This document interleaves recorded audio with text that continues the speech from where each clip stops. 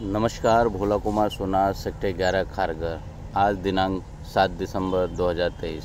अभी कुछ दिनों से हम लोग देख रहे सुन रहे हैं कि नवी मुंबई परिसर यानी वाशी से पनवेल के बीच में कुछ बच्चों का अपहरण हुआ। न्यूज़ में पता चला कि वो बच्चे मिल भी गए और बाद में समझ में आ रहा है, ऐसे भी न्यूज़ मालूम पड़ रहा है कि उनका अपहरण हुआ नहीं है।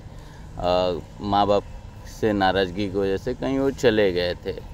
विषय चाहे जो भी हो, हकीकत ये है कि क्या हमारे बच्चे सेफ़ है। मैं रियली थैंक्स करना चाहूँगा नवी मुंबई पुलिस का, जिन्होंने बहुत मेहनत की और ये सारे मिस्ट्री को उन्होंने सुलझा दिया। लेकिन दोबारा ऐसी हरकतें न हो, चाहे भले अफवाह हो या बच्चों का किडनैपिंग ये विषय हो, ऐसी नहीं हो। उसके लिए हम लोग क्या कर सकते हैं?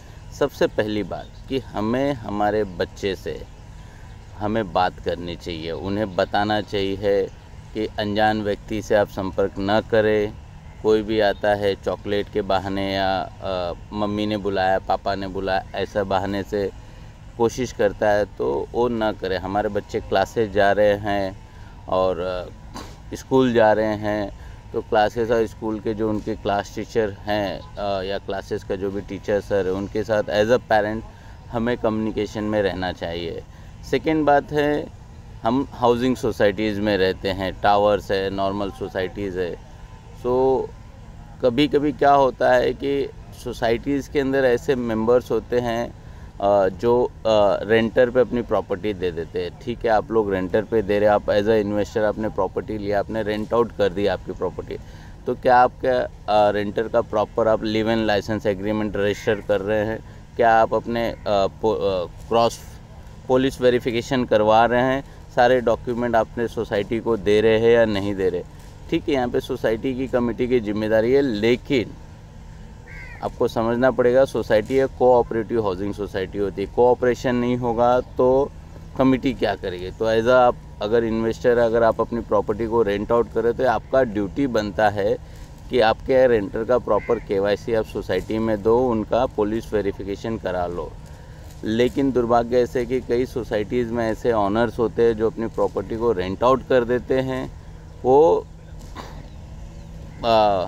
पुलिस वेरिफिकेशन, केवाईसी अपने रेंटर का तो दूर की बात, टाइम टू टाइम मेंटेनेंस भी नहीं देते। तो इसमें मैं चाहूँगा कि नवी मुंबई पुलिस, जो पुलिस यंत्रणा है, वो महीने में, 3 महीने में, 6 महीने में, साल में एक बार तो हर सोसाइटी में विजिट करे। सोसाइटी का जो पीएसटी मेंबर होते हैं, प्रेसिडेंट, सेक्रेटरी, ट्रेजर, तीनों में से किसी भी एक से एक 5 मिनट के लिए मिले, या तो फिर ऐसे आपके जो कस्टमर केयर कोई सेंटर नंबर होगा, वो आप पीएसटी सोसाइटी पीएसटी को आप संपर्क में रहे, ताकि ऐसी कोई गतिविधि होती है तो इमीडिएटली आप लोगों से कांटेक्ट किया जाए। सेकेंड थिंग, सोसाइटी का प्रीमाइसेस आप सीसीटीवी कैमरास लगा सकते हैं।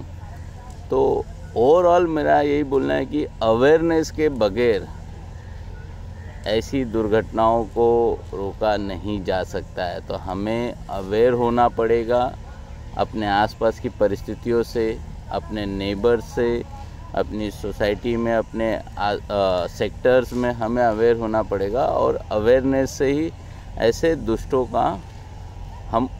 को एक्सपोज कर सकते हैं। सेकेंड थिंग, अभी एक जो सबसे इम्पॉर्टेंट है वो है रजिस्टर मोबाइल नंबर और register email address. I think ये बहुत बड़ा विषय है। मेरे ख्याल से नेशनल लेवल पे रजिस्टर ईमेल एड्रेस और रजिस्टर मोबाइल नंबर को भी केवाईसी मैंडेटरी करना पड़ेगा, क्योंकि अगर कोई थ्रेट्स कॉल्स आ रहे हैं या थ्रेट्स ईमेल आ रहे हैं तो ईमेल किसने जनरेट किया, कौन है उसका मालिक, वो ईमेल एड्रेस का, या फिर वो मोबाइल नंबर का कौन मालिक है, हमें पता होना चाहिए।